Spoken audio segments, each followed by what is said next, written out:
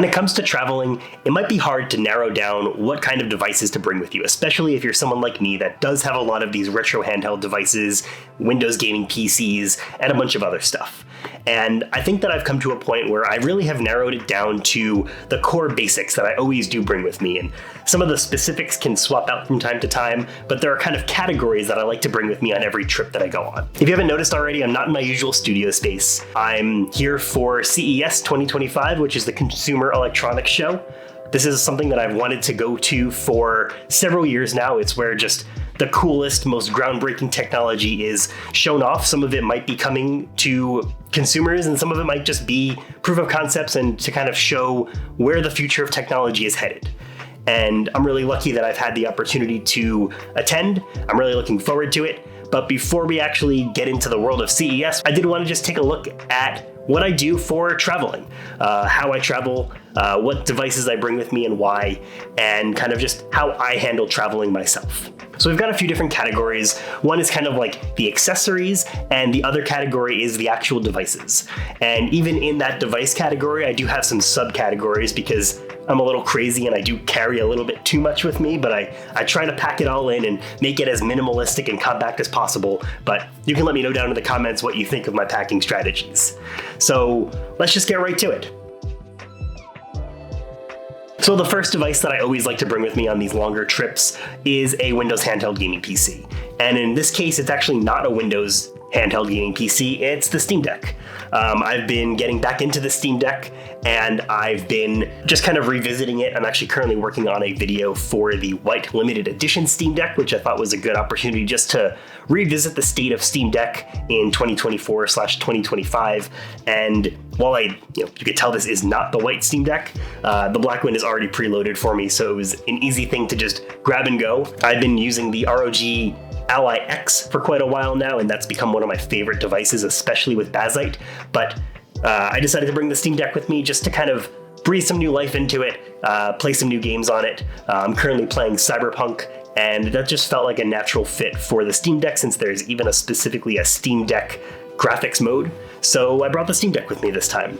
But I do always bring a handheld gaming PC with me, whether that's the Steam Deck, whether that's the Ally X, whether that's the latest and greatest Aya Neo. I find that bringing a Windows handheld gaming PC with me just opens up a little bit more versatility.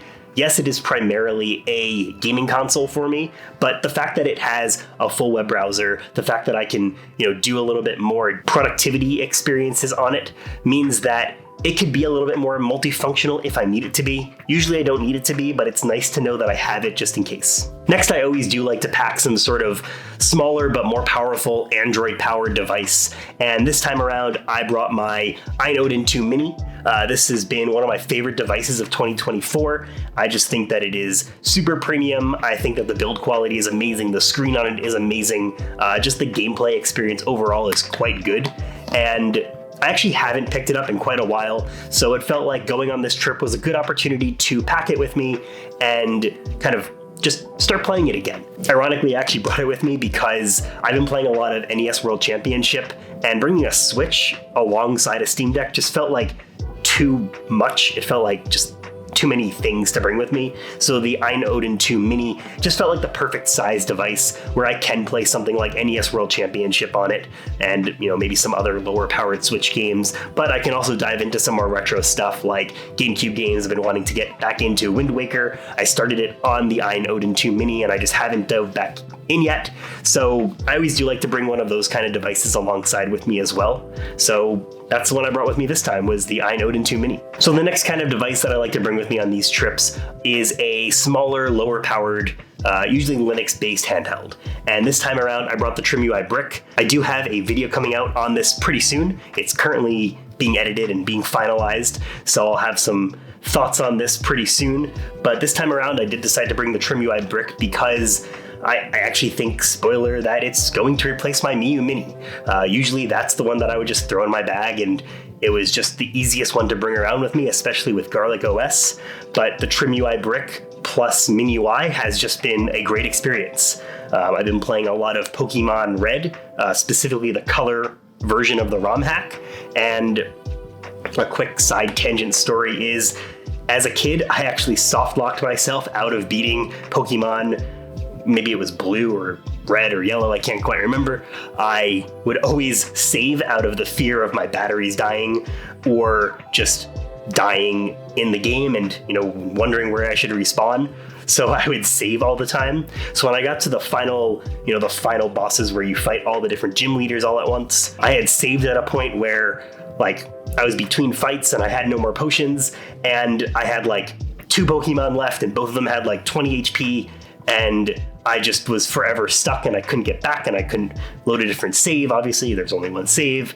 And every time you would die, you would just end up back where you left off. So this time, 25 plus years later, probably, I'm looking at beating Pokemon again, just the original OG Pokemon Red. Like I said, this is the color ROM hack just because I think it looks really great and I think it's a great ROM hack that everybody should check out. That's kind of why I bring some of these smaller, more portable, lower powered devices with me. If I'm not playing Pokemon on those kind of devices, you could probably find me playing something like Tetris, but it's just a quick pick up and go kind of system. It's something that I could put in my pocket if I want to, and it's just something to, kill maybe 15 minutes if I'm waiting at the airport or something like that.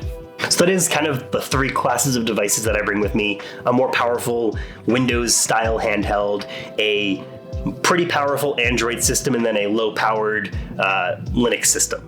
And that's kind of the class of devices that you'll always find me bringing on trips. Like I said, the actual device could change from time to time, especially if there's a device that I'm currently reviewing or a device that I just haven't played in a while that I want to revisit. And that's pretty much what it is in this case. These are just devices that I wanted to revisit on this trip. So next is the actual accessories. Of course, you got to bring the devices, but there's all the things that you can bring alongside those devices. And the first one is actually probably one of my favorite gadgets of 2024. It's actually been out for a little bit longer, but my experience with it has been just throughout almost all of 2024, and that's these X-Real glasses. I think that these are some of the coolest piece of technology. Obviously, when you put them on, they probably look a little bit silly, but the idea that I can have massive, super bright, super vivid screens just right in front of my face is pretty incredible. You can use these for gaming. I actually have a little device that you can plug into these that will even allow you to play Switch games on it. You have to, of course, plug your Switch into it. And I never made a video for this, but I actually have the whole script and everything written out because I just really, really enjoy this device a lot. What's interesting about the X-Real glasses for me is that I actually don't really use it for gaming. You could just plug it right into a Steam Deck and just start gaming, but I actually don't really love the gaming experience on these glasses. I actually really love the experience of watching movies on these glasses. I will just take my phone and the USB-C cable from these will just plug right into your phone and it will mirror the screen and then you just can watch movies. So I always on a plane will, in between games, or maybe I'm just not feeling like playing some games, I will almost always watch at least one full movie, and that's going to happen on these X-Real glasses. Just the fact that there's kind of a little more privacy when I'm watching a movie, so if I'm watching something that's, maybe rated R, I want to be mindful that there might be kids around me, and the fact that this is just a top-notch movie watching experience.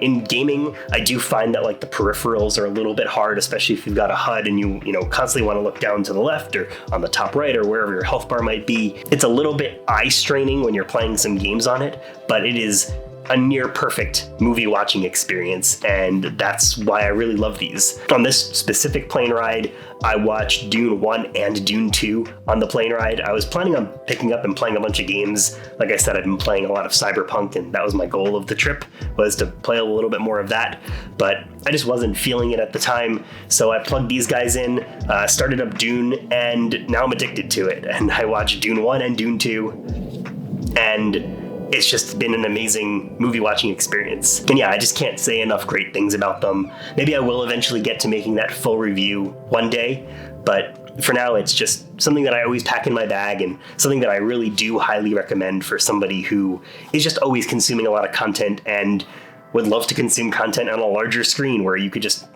pop on some glasses and get that experience. The next accessory that I always bring with me is some sort of battery pack. I've got this iNew battery pack. Disclaimer that this is someone that I'm going to be working with in a future video. This video is not sponsored, but I did bring this one with me so I could, make sure it passes my test of a device that I do really like. This one is a super powerful battery bank.